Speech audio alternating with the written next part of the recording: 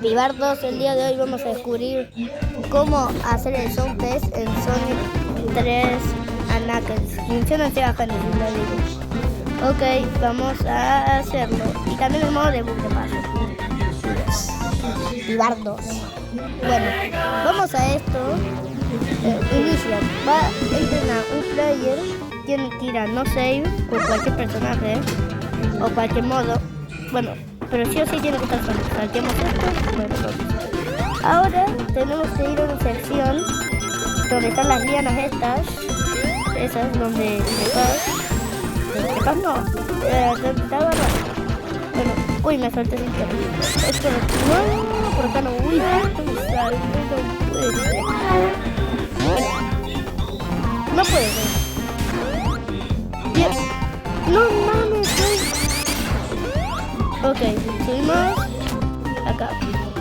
Ok, acá tienen que hacer un código que es izquierda, izquierda, izquierda, derecha, derecha, derecha, arriba, arriba, arriba. Y bueno, vamos a verlo si suena un anillo, algo así, mira. Bueno, suena el anillo. Así que ahora aprietan Start, A y vuelven a este lugar. Ahora suben, ¡tarán! Sound test. Bueno, acá si vayan a Sound test. No, si quieren ¿cómo se dice? El de abajo. Entren a Mushroom Hill.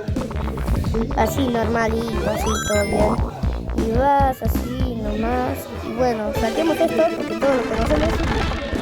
Bueno, pasamos por aquí y ahora tienen que ir a los elevadores estos de aquí. Y bueno, cámara rápida para que pase todo esto rápido.